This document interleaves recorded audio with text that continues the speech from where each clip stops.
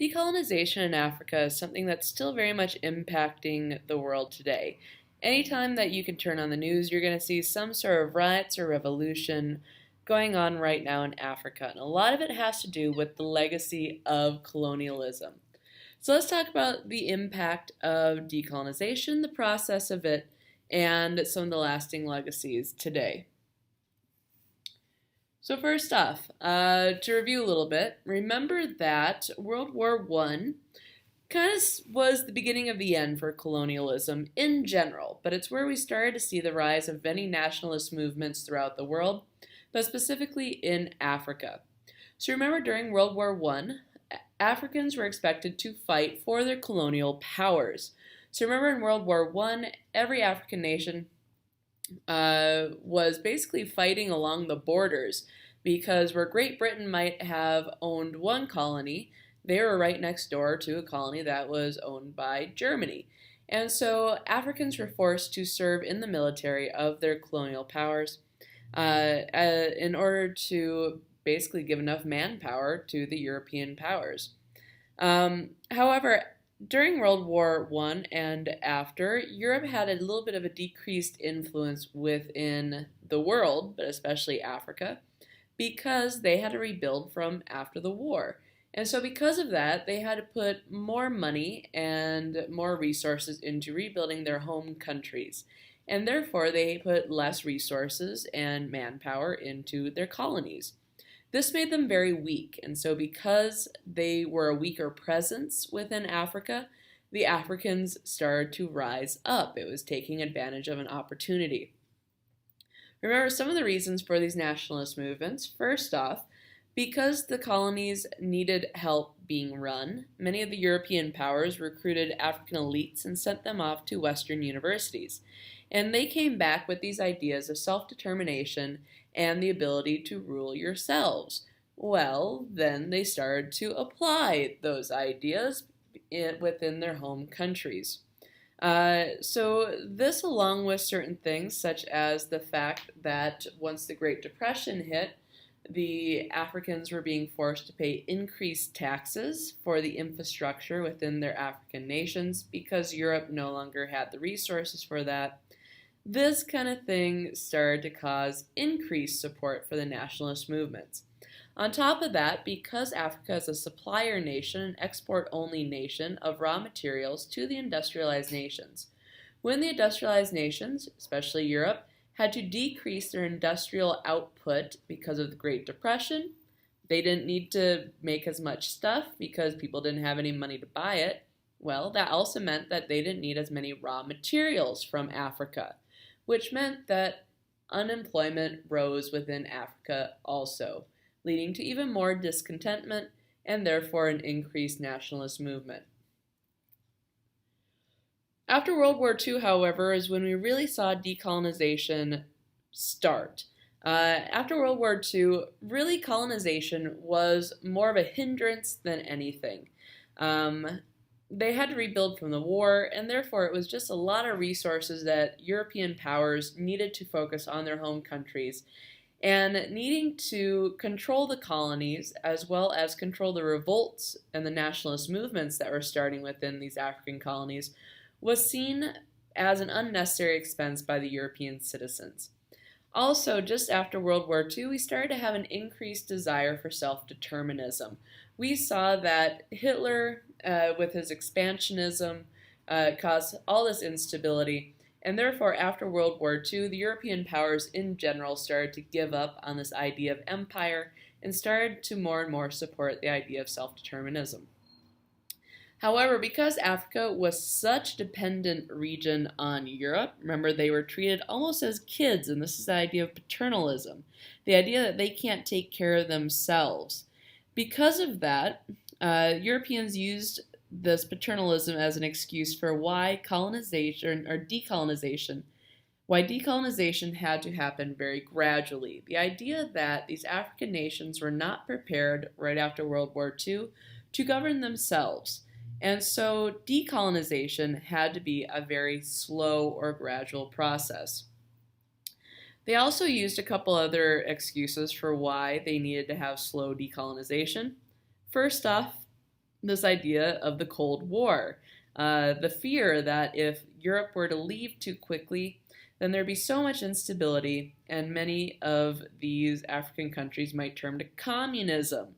And so, this idea of the Red Threat or the Cold War ended up being one of the reasons for gradual decolonization, but also a reason, and it is a real true issue, was remember with the Berlin Conference, they drew all these borders around Africa that didn't exist before, and in doing so, they shoved a lot of tribes together that did not get along.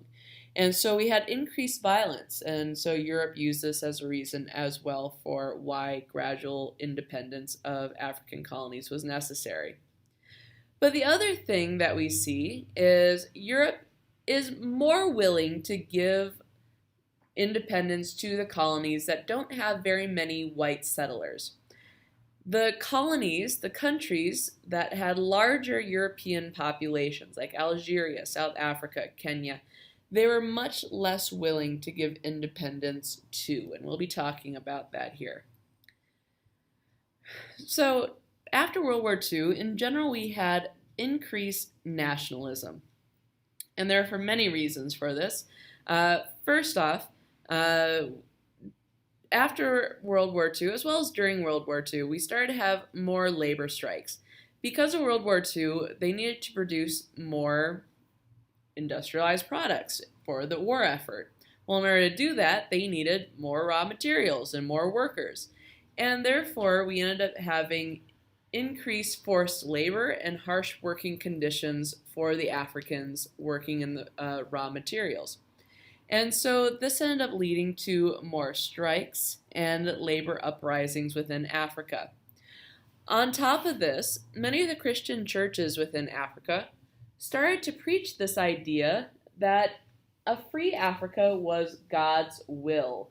And the idea that they preached was something called negritude, meaning Negro attitude. This idea that they need to reject European influence because Europeans were causing all these problems and embrace instead more traditional European or anti-European African culture. So negritude ended up fueling this rise of nationalism along with the striking laborers and agriculturalists and the Christian churches. All right, so the first region of Africa that saw decolonization was the North. The majority of the northern African countries were under French rule, and the first countries to be granted independence were in 1956, and that was Morocco and Tunisia. These two countries had relatively small European populations, and so very gradually they were given their independence without any violence or revolution. However, France was not willing to give up Algeria. Algeria is a North African country that has a huge French population. At the time of the 1950s, they had roughly 2 million settlers. This is a big European population, but the Europeans were still a minority within this African country. So the fear was if France were to grant independence to Algeria, they were afraid that the African majority would start to oppress the European minority. And some of this had to do with the fact that some revolutionary leaders, specifically a guy named Frantz Fanon, started to say that they needed to fight the violence, the history of violence of European colonialism with violence themselves. So this rhetoric of Frantz Fanon saying that rise up against your European colonizers, this made the French very fearful of granting independence, and that's why they ultimately, at this time, refused to decolonize Algeria. However, the Algerians started to react to this. First off, we started to see some rebellion in 1945. With the nationalist movement, some of the white or European police within Algeria started to use force or violence to stop the African nationalist movements. And then eventually in 1955, under Frantz Fanon, we started to see the rise of a organized nationalist group called the FLN, which stands for the National Liberation Front. And this group started to use very successful guerrilla war tactics against the French military within Algeria. And this is one of the things that we're going to see as a theme. It's something we see right now in the war on terror, why the United States can't quite defeat these terrorist organizations. And that's because we have a large organized military fighting against basically terrorist groups, and they fight using different tactics. And the large military groups really don't know what to do with these small guerrilla, almost terrorist attacks, where the guerrillas might come in from the countryside, do some makeshift bombings, and then retreat back into the countryside. So the French military kept getting attacked with these guerrilla warfare tactics of the FLN, and eventually it was so violent and it was so unrelenting that by 1962 France finally gave in, and because of this guerrilla war tactics and the violence of the FLN, they finally allowed Algeria to be a free nation. However, this still goes on the books as one of the bloodiest revolutions in African history, and it had to do with the fact that French were afraid of leaving because they had a large European French population within Algeria. Sub-Saharan Africa, remember we always talk about these two separately. North Africa is very different, it's primarily Islamic. It tends to be wealthier because of its location on the trans-Saharan trade routes in the Mediterranean Ocean. Sub-Saharan Africa, South Africa, which is below the Saharan Desert, tends to be poorer. These were the countries that really had the raw materials, and so they're very, very tightly controlled by European countries. So Sub-Saharan Africa went through a little bit different of an experience. Primarily, most of these colonies were British held, and the very first of these Sub-Saharan African countries to gain their independence was the country of Ghana. Remember we talked about Ghana and Mali, these Sub-Saharan African empires that were there even before the Europeans. So Ghana had been controlled by Great Britain, and they were considered one of the best countries. They were a big raw material producer. They were a big location for gold mining, as well as cocoa. And so very peacefully, Great Britain allowed for Ghana to become the first sub-Saharan country to gain its freedom. And it was done in this bloodless transition.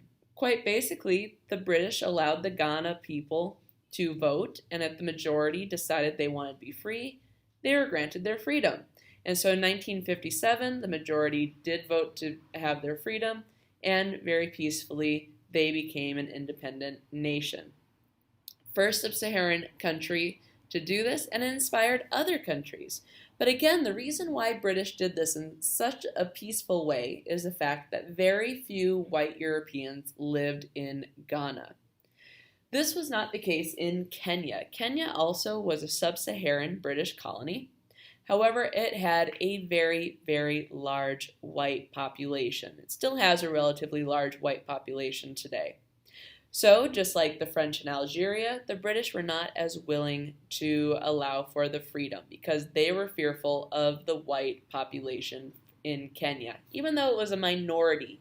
The main reason for this is because they were a minority and the black Africans were the majority, and the fear was that eventually the black Africans would take control and oppress the whites living within Kenya. A lot of this goes back to even before World War II because the whites who were in Kenya started to use force to take away African land. And eventually the Africans were placed on reservations by their tribes, and so they were forcibly removed from their land. And just like the American Indians in the United States, they were placed on reserved land that was just for the Africans. And so this forced removal of the African tribes by this minority white population led to increased violence between the white settlers and the black Africans. And eventually, just like within Algeria, we saw the rise of nationalist groups using guerrilla warfare tactics against the white settlers. Eventually, because of this continued violence, Kenya did get their freedom granted. But here's the thing. If you look at the date 1963, this is around the time that television started to become a universal thing within the United States and Europe. And so on the television, they would see these pictures of guns being used by the white police on the African unarmed tribesmen. And the American citizens and European citizens started to cry out to their governments, make this stop. So this sympathy for the African majority being oppressed by the white minority because of television and newspapers, this is one of the main reasons why the British were forced to grant independence to Kenya. Kenya was very similar to what was going on in South Africa. However, South Africa is probably the most extreme example of not wanting to allow for independence of an African colony. And that's because South Africa was a special case. South Africa was originally, remember, a Dutch colony going all the way back to the 1600s, where the Dutch Boers started to settle. And so because of that, it had a very large white population going all the way back to the 1600s. Again, the whites were a minority. They were only about 15% of the South African population, but they very much controlled the majority of land. Because of the farming and mining and the diamonds, the whites ended up controlling and owning about 87% of all land. And remember, they're a minority, controlling almost all of South African land. Well, we saw that this started to change a little bit in World War II. Because Great Britain needed a lot of manpower in order to produce goods in their factories, they started to employ and give more opportunities for work to black Africans. Well, when you do that, black Africans ended up getting more wealth. Because they had more wealth, they started to demand more rights. And this worried the white population. So, because they were afraid of the growing power of the black Africans during World War II, because they were working in these factories, in 1948 they established something called the apartheid. Apartheid is a word that means apartness, and it literally is segregation laws, kind of like what they did in the United States South after slavery, where they created separate facilities based on race. But within South Africa, it was even more extreme.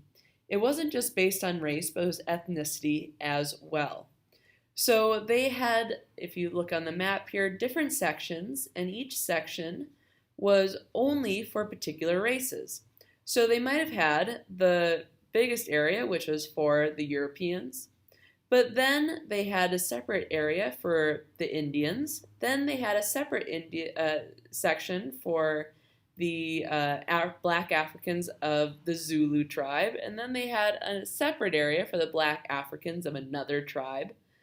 So it was extremely segregated. It wasn't just white versus black. It was every ethnic group had their own separate facilities. And the thing was, these were more or less seen as kind of like colonies within South Africa. In order to move about and leave your section, you had to carry with you at all times a passport, an internal passport. Within South Africa, if you lived in the white section but you worked in another section, you had to have a passport in order to go from one section to the next. Now, if you were white, this really wasn't that big of a deal. However, if you were a black African or an Indian African, then you were very much more closely monitored because they wanted to oppress you more. And so within South Africa, it was probably the most segregated place on earth. Because of this extreme segregation, we had the rise of nationalist movements. There was a guy named Nelson Mandela, you might have heard of him, And he rose to prominence in the 1950s and 1960s as the head of the ANC, which is the African National Congress. And in 1955, the African National Congress declared something called the Freedom Charter. The Freedom Charter stated that the goal of the African National Congress was for a multi-ethnic rule of South Africa. At this point, Africans were not allowed to vote, and Black Africans were not allowed the right to serve in the government. So the African National Congress was simply requesting that all Africans, Black Africans, be allowed the right to vote, and all people were allowed to serve within the government, not just whites. This started to really pick up in 1960, which is called the Year of Africa. In the Year of Africa, 1960, we had 30 African countries receive independence. However, not South Africa. And so this increased rebellions within South Africa, and eventually because of these rebellions, in 1961, the British did grant South Africa independence. However, this independence did not stop the apartheid. Instead, the white Europeans, because now they had independence, they became more scared of the nationalist movement of the ANC. And that's why in 1963, in response to this new independence and the new fear of the Black Africans rising up, they jailed Nelson Mandela and the other ANC leaders. However, remember, 1963, just like with Kenya, television is becoming a big thing. And so the story of the apartheid started to become more and more known throughout the world. And because of this, there became more of an outcry against this extreme separatism. However, apartheid continues on until 1989. Despite all this public outcry, it lasts for several more decades. This was until a guy named de Klerk, he was the white guy here in the photo shaking Nelson Mandela's hand. He's eventually elected president, and the very first thing that he does, probably because of the global outcry against apartheid, is he dismantles the apartheid system. And then, a year later, releases Nelson Mandela from the prison he'd been held in for almost 30 years. Very soon afterwards, he ushers in a new constitution, allowing for all races to finally vote. And because of this, Nelson Mandela is voted the first Black president of South Africa. So you can see South Africa probably had the hardest road to A, equality, and also B, decolonization. And a lot of it had to do with the fact they had such a large white population, and this white population had a lot of power. But the white population was still the minority within South Africa. All right, guys, if you have any questions, please let me know.